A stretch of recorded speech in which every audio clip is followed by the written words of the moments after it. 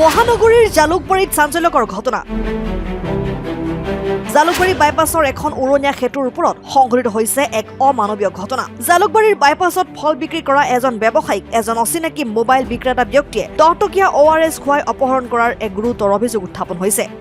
এজন সহকৰ্মী ফল বিক্ৰেতাই সংবাদ মাধ্যমৰ আগত জনোৱা অনুসৰি যোৱাকালি পুৱা প্ৰায় 9:30 বজাৰ পৰা 10 বজাৰ ভিতৰত এজন প্ৰায় 28 বছৰীয়া যুৱক এজনে ৰবিনক এটা মোবাইল ফোন বিক্ৰী কৰাৰ বাবে আহিছিল। বহুত সময় কথা বতৰা পতাৰ পিছত ৰবিনে মোবাইলটো কিনি লৈছিল যদিও কিন্তু গধূলি সময়ত মোবাইল বিক্ৰী কৰা সেই ল'ৰাটো পুনৰ আহে আৰু ৰবিনক 10 টকীয়া এটা অৰেঞ্জ ড্ৰিংক ORS বা ফলৰ ৰস খাবলৈ দিয়ে। সেই পানীয়টো খোৱাৰ পিছত ৰবিনৰ গা বেয়া লাগিবলৈ ধৰে আৰু তেওঁৰ স্বাস্থ্যৰ দ্ৰুত অৱনতি ঘটে। ৰবিনৰ সহকৰ্মীজনে জনায় যে ৰবিনৰ গা বেয়া লগাৰ পিছত তেওঁ ঘৰলৈ বুলি ওলাই যায় আৰু তাৰ পিছত তেওঁ আজিলৈকে কোনো সন্ধান লাভ কৰা নাই পৰিয়ালটোৱে। পৰিয়ালে এই সন্দৰ্ভত ইতিমধ্যে আৰক্ষীক খবৰ দিয়ে আৰু জালুকবাৰী আৰক্ষী চকীত এখন এজাহাৰ দাখিল কৰিছে। মোবাইল বিক্ৰী কৰিবলৈ অহা সেই ৰহস্যময় যুৱকজন কোন আছিল? আৰক্ষীৰ তদন্তৰ পিছতে সকলো ৰহস্যৰ ওৰ পৰিব। টোপনি যোৱাৰ পিছত মোক 10টামান বজাত কল এটা কৰিছে। ইয়াৰ পৰা মোৰ ভাতিজাই কল কৰিছে। পিছত মই ফোনটো ৰিচিভ কৰাৰ পিছত যে মোৰ আব্বাকটো বিচাৰি পোৱা নাই, মানে ফোনটোতো মোবাইলটো চুইচ অফ আছে।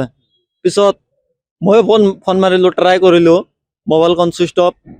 তাৰপিছত মই কি কৰিম, তাৰপিছত মই কিবা কিবি কৰিম। মোৰ গাঁৱৰ আৰু এটা চিনাকি আছিল, সেই চিনাকি তাৰ পৰা আমি OC ছাৰৰ পৰা এটা নাম্বাৰ লৈ পেলাই সেইটো OC ছাৰে মোক এটা এই জালুকবাৰী থানাৰ OCৰ নাম্বাৰ দিছে। পিছত OC ছাৰৰ লগত আমি কণ্টেক্ট কৰি পেলাই OC ছাৰো আমাক ৰাতি চাইছে ব্ৰিজৰ তলত আৰু ক'ৰবাত চাইছে, বিচাৰি পোৱা নাই।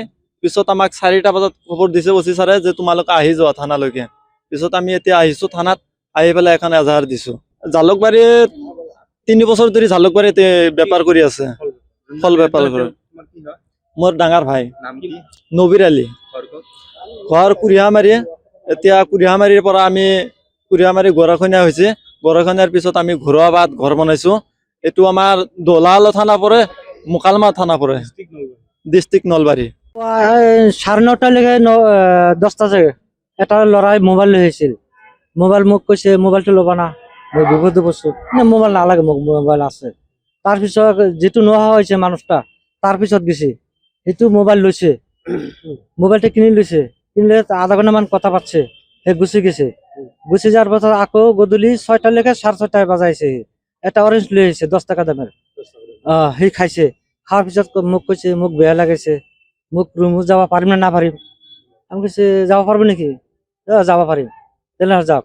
মানে বেলেগ এজনে আনি কেনে ORSটো খুৱাইছে না নিজে খাইছে কি? না খুৱাইছে, যে মোবাইলটো বিকছে সেই মোবাইল বিক্ৰী কৰা ল'ৰাটো ORSটো আনি খুৱাইছে গধূলি। তেখেতৰ নাম কি আছিল যাক খুৱাইছে? যাক খুৱাইছে ৰবিন। ৰবিন কি কৰে? সি ফল বেপাৰ কৰে। ফল ক'ত বিক্ৰী কৰে? বাইপাছৰ ওপৰত, ব্ৰিজৰ ওপৰত। জালুকবাৰী বাইপাছৰ।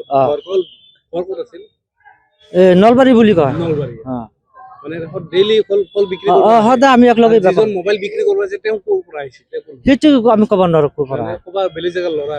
বেলেগ জাগাৰ ল'ৰা। কিমান মান বয়সৰ হ'ব ল'ৰাটো? মোটামুটি 28 মানে মোবাইল আনিছিল বিক্ৰী কৰিব। 28 মান। এতিয়া আপোনালোকে মানে যিটো পৰিয়ালক আপুনি জনাইছে যে এনেকুৱা তেনেকুৱা? জানাইছো। পৰিয়ালে কি কৰিছে? এতিয়া বিচাৰি আছে। আপোনালোকে এফআইআৰ দিছে নেকি? থানাত কিবা আমি কোৱা নাই, মোৰ লগত কৈছো আমি, সি কৈ আছে থানাক কৈছে। আপোনালোকে আপুনি যেতিয়া পৰিয়ালক খবৰ দিছে, পৰিয়ালে তেতিয়া বিচাৰ খোচাৰ কৰিছে? কৈছো আমি, সম্পূৰ্ণ দেখিছেতো? যেখানে দিছে এখানে কইল মই যিখিনি দিছে। News desk report and 24 Assam।